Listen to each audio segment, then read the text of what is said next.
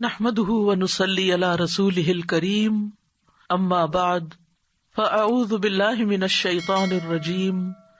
بسم الله الرحمن الرحيم رب اشرح لي صدري ويسر لي امري واحلل عقدة من لساني يفقهوا قولي۔ آج ہم انشاءاللہ والدین کے لیے دعاؤں کے بارے میں بات کریں گے کہ ہم کس طرح ان کے لیے بہترین دعائیں کر سکتے ہیں، کیونکہ والدین وہ ہستی ہیں جن کے احسانات ہم پر سب سے زیادہ ہیں۔ ان کے احسانات کا بدلہ ہم چکا نہیں سکتے، لیکن ہاں ایک صورت ہے کہ ہم ان کے لیے زیادہ سے زیادہ دعائیں کریں، خصوصاً اس وقت جب وہ دنیا سے جا چکے ہوں اور ہم ان کے لیے کسی قسم کی کوئی جسمانی خدمت یا مالی خدمت یا کسی اور طریقے سے کوئی مدد ان کی نہ کر سکتے ہوں۔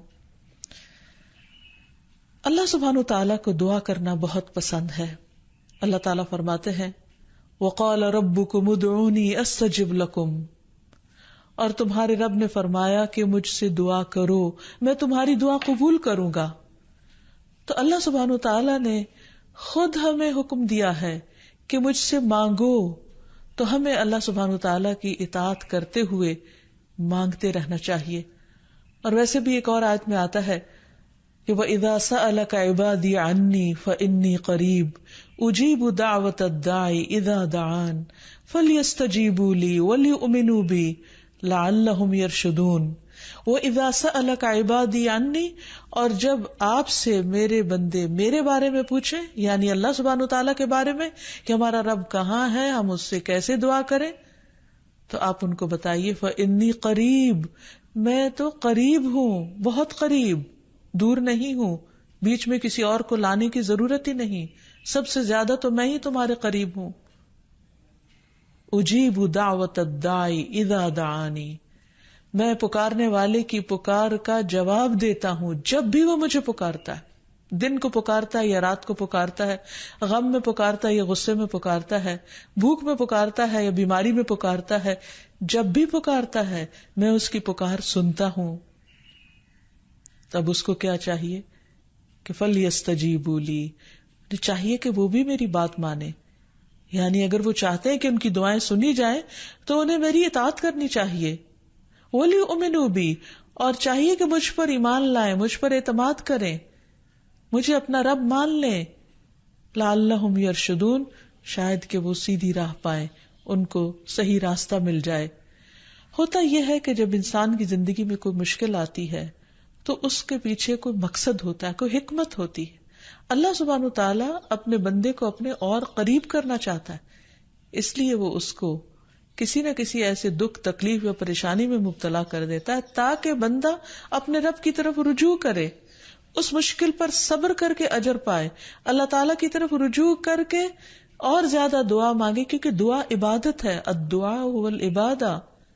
اللہ سبحانہ وتعالیٰ کے نزدیک نہایت پسندیدہ، اس لیے ہمیں کثرت سے پکارتے رہنا چاہیے۔ اور جب بھی ہم دعا مانگیں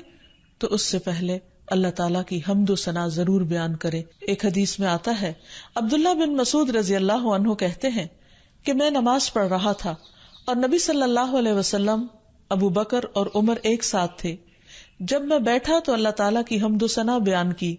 پھر نبی صلی اللہ علیہ وسلم پر درود بھیجا، پھر اپنے لیے دعا کی، تو نبی صلی اللہ علیہ وسلم نے فرمایا مانگو عطا کیا جائے گا، مانگو عطا کیا جائے گا۔ تو اس سے پتہ یہ چلتا ہے کہ دعا سے پہلے اللہ تعالیٰ کی حمد و ثنا بیان کرنا ضروری ہے۔ اللہ تعالیٰ کی حمد و ثنا کے بے پناہ کلمات ہیں، لیکن آج ہم ان کلمات میں سے ایک کلمہ جو اللہ تعالیٰ کو بے حد محبوب ہے وہ آپ کو بتاتے ہیں، جو نماز کے آغاز میں بھی پڑھا جاتا ہے، اور نماز کے علاوہ بھی اگر اللہ تعالیٰ کی حمد و ثنا کرنا ہو تو اس دعا کو پڑھ سکتے ہیں۔ سبحانک اللہم وبحمدک وتبارک اسمک وتعالی جدک ولا الہ غیرک، اے اللہ تو پاک ہے اپنی تعریف کے ساتھ، تیرا نام بڑا ہی برکت والا ہے، تیری بزرگی بلند و برتر ہے، تیرے علاوہ کوئی بھی الہ نہیں ہے۔ تو بہرحال والدین کے لیے دعا کرنے سے پہلے اللہ سبحانہ وتعالیٰ کی حمد و ثنا بیان کیجیے، پھر نبی صلی اللہ علیہ وسلم پر درود بھیجیے، اور پھر اپنے ماں باپ کے لیے دعائیں کیجیے، کیونکہ یہ اللہ تعالیٰ کا حکم بھی ہے، وَقُلْ رَبِّ ارْحَمْهُمَا كَمَا رَبَّيَانِي صَغِيرًا، اور آپ کہہ دیجئے اے میرے رب ان دونوں پر رحم کیجیے، یعنی والد پر بھی اور والدہ پر بھی، جیسے انہوں نے مجھے چھوٹا سا پالا تھا، بچپن میں پالا تھا، جب میں نہ خود کھا سکتا تھا، نہ پی سکتا تھا، اور نہ خود اپنے آپ کو صاف کر سکتا تھا، تو انہوں نے دن رات بغیر کسی وقفے کے میری خدمت کی. تو اے رب اب جب کہ وہ بڑے ہو گئے ہیں، وہ تیری رحمت کے محتاج ہیں، تو ان پر رحمت فرما اور ان کی مشکلات آسان فرما. پھر اسی طرح والدین اگر زندہ ہو تو بھی دعا کی جائے، اور اگر وہ فوت ہو جائے تو وہ اور بھی زیادہ دعاؤں کے مستحق ہو جاتے ہیں. جب برزخ میں والدین کا درجہ بڑھا دیا جاتا ہے، یعنی بلند کیا جاتا ہے، تو وہ پوچھتے ہیں کہ ہمیں درجے کی یہ بلندی کیوں کر حاصل ہوئی؟ تو انہیں بتایا جاتا ہے کہ یہ تمہاری اولاد کی دعا کی وجہ سے. ویسے بھی جب انسان فوت ہو جاتا ہے تو اس کے اپنے عمل کا سلسلہ ختم ہو جاتا ہے. 3 چیزیں مرنے کے بعد بھی فائدہ دیتی ہیں، جن میں سے ایک صدقہ جاریہ ہے، دوسرے ایسا علم جو انسان اپنے پیچھے چھوڑ جائے جس سے لوگ فائدہ اٹھائیں، اور تیسرے ولد صالح یدعو لہ، نیک اولاد جو اپنے والدین کے لیے دعائیں کرے، یعنی بیٹے کی دعا یا بچوں کی دعا اپنے والدین کے حق میں قبول ہوتی ہے، اس لیے خوب خوب دعائیں کرنی چاہیے. ہم دیکھتے ہیں کہ مختلف پیغمبر بھی اپنے رب سے اپنے والدین کے لیے دعائیں کرتے رہے ہیں، جن میں نوح علیہ السلام کی دعا ہے. وہ کہتے ہیں رب اغفر لی ولوالدی ولمن دخل بیتی مؤمنا وللمؤمنین والمؤمنات، اے میرے پروردگار مجھے بخش دے اور میرے والدین کو بخش دے، اور ہر اس شخص کو جو میرے گھر میں مومن کی حیثیت سے داخل ہوا ہو ان سب کو بھی بخش دے. اسی طرح ابراہیم علیہ السلام کی دعا ہے ربنا اغفر لی ولوالدی وللمؤمنین یوم یقوم الحساب، اے ہمارے پروردگار مجھے، میرے والدین اور تمام مومنوں کو اس دن معاف کر دینا جس دن حساب لیا جائے گا. پھر اسی طرح ہم دیکھتے ہیں کہ صحابہ کرام اپنے والدین کے لیے دعائیں کیا کرتے تھے، جن میں خاص طور پر حضرت ابو ہریرہ کا ذکر ملتا ہے کہ وہ ایمان لے آئے تھے لیکن ان کی والدہ مشرکہ تھی، اور وہ نبی صلی اللہ علیہ وسلم کے بارے میں ایسے کلمات کہہ دیتی جس سے ان کو بہت تکلیف ہوتی. تو ایک مرتبہ اسی طرح کے کچھ کلمات سن کر وہ روتے ہوئے نبی صلی اللہ علیہ وسلم کے پاس آئے، کہنے لگے کہ یا رسول اللہ صلی اللہ علیہ وسلم آپ میری والدہ کی ہدایت کی دعا کیجیے. بہرحال آپ صلی اللہ علیہ وسلم نے ہاتھ اٹھا دیے، ان کے لیے دعا کی، اور جب حضرت ابو ہریرہ واپس گھر پہنچے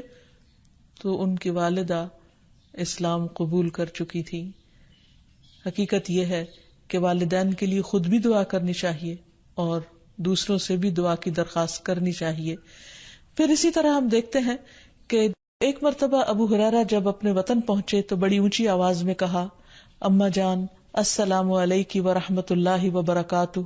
انہوں نے جواب دیا وعلیک السلام ورحمۃ اللہ وبرکاتہ. پھر ابو ہریرہ کہنے لگے اللہ تعالیٰ آپ پر رحم فرمائے جیسا کہ آپ نے بچپن میں میری پرورش فرمائی. ان کی والدہ نے جواب دیا اے میرے بیٹے تمہیں بھی اللہ تعالیٰ بہترین جزا دے اور تم سے راضی ہو جیسا کہ تم نے میرے ساتھ بڑھاپے میں نیک سلوک کیا. حقیقت یہ ہے کہ ہم پر انسانوں میں سے سب سے بڑا احسان ہمارے والدین کا ہے. اللہ سبحانہ وتعالیٰ نے اپنے حق کے بعد سب سے بڑا حق ہمیں والدین ہی کا بتایا ہے. اللہ تعالیٰ نے بنی اسرائیل سے پکا عہد لیا تھا. قرآن مجید میں آتا ہے وَإِذْ أَخَذْنَا مِيثَاقَ بَنِي إِسْرَائِيلَ لَا تَعْبُدُونَ إِلَّا اللَّهَ وَبِالْوَالِدَيْنِ إِحْسَانًا. اور وہ وقت یاد کرو جب ہم نے بنی اسرائیل سے یہ پختہ عہد لیا کہ تم لوگ اللہ کے سوا کسی کی عبادت نہ کرو گے اور والدین کے ساتھ احسان کرو گے. تو حقیقت یہ ہے کہ والدین کے ساتھ احسان کرنا اس لیے ضروری ہے کہ ہم ان کا حق ادا نہیں کر سکتے جتنی وہ محبت کے ساتھ ہمیں پالتے ہیں. بچے والدین کی خدمت عزت کرتے بھی ہیں تو بعض اوقات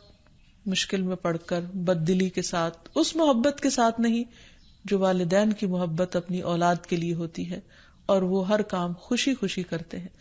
والدین اپنے بچوں کے بڑا ہونے کی دعائیں مانگتے ہیں، لیکن جب والدین بوڑھے ہو جاتے ہیں تو بچے ان کے خیر و عافیت کے ساتھ دنیا سے رخصت ہونے کی دعائیں مانگتے ہیں. اور پھر والدین میں سے بھی خاص طور پر ماں کا حق ادا کرنا اور بھی زیادہ ضروری ہے،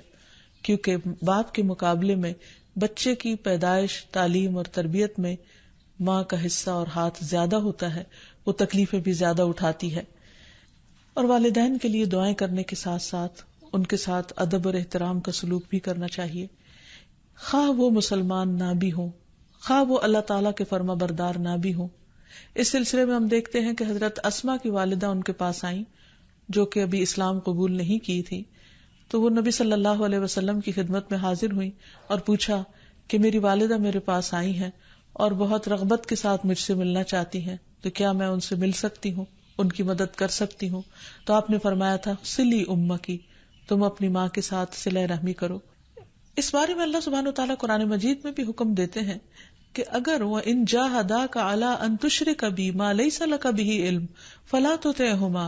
وَصَاحِبْهُمَا فِي الدُّنْيَا مَعْرُوفًا،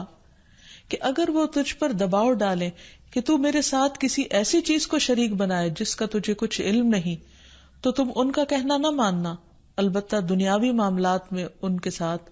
بھلا سلوک کرنا، ان کے ساتھ بھلائی کے ساتھ رفاقت کرنا، یعنی عمدہ طریقے سے، اچھے طریقے سے زندگی بسر کرنا. پھر اسی طرح خاص طور پر والدین کے ساتھ نرم سلوک کرنے کا حکم دیا گیا، کیونکہ والدین جو عمر میں بڑے ہوتے چلے جاتے ہیں یا جس طرح ان کی قربانیاں زیادہ ہوتی ہیں تو وہ اپنی اولاد سے زیادہ ایکسپیکٹ بھی کرتے ہیں، تو انہیں بچوں کی طرف سے ملنے والی چھوٹی سی تکلیف بھی بہت ناگوار ہوتی ہے. تو اس لیے خاص طور پر ایکسٹرا کیئر کی ضرورت ہے والدین کے ساتھ معاملہ کرتے وقت، یعنی گفتگو میں بھی، پوسچر میں، رویے میں، معاملے میں، ہر چیز میں نرمی برتنے کی ضرورت ہے. اس سلسلے میں اللہ تعالیٰ فرماتے ہیں وَاخْفِضْ لَهُمَا جَنَاحَ الذُّلِّ مِنَ الرَّحْمَةِ وَقُلْ رَبِّ ارْحَمْهُمَا كَمَا رَبَّيَانِي صَغِيرًا، اور ان پر رحم کرتے ہوئے انکساری کے ساتھ ان کے آگے جھکے رہو اور ان کے حق میں دعا کرو کہ اے میرے رب ان پر رحم فرما جیسا کہ انہوں نے بچپن میں مجھے محبت اور شفقت کے ساتھ پالا تھا. اس سلسلے میں ہمیں ایک روایت میں یہ بھی ملتا ہے، عبداللہ بن مسعود کہتے ہیں کہ ایک شخص نے نبی صلی اللہ علیہ وسلم سے پوچھا کہ کون سا عمل سب سے افضل ہے؟ آپ نے فرمایا وقت پر نماز پڑھنا اور والدین کے ساتھ نیکی کرنا، پھر اللہ کے راستے میں جہاد کرنا. یعنی سب سے پہلا کام نماز، اور پھر انسانوں میں سے والدین کے ساتھ حسن سلوک. لیکن عام طور پر والدین کو اولاد کے ساتھ شکایت ہی رہتی ہے، کیونکہ بعض اوقات لوگ نماز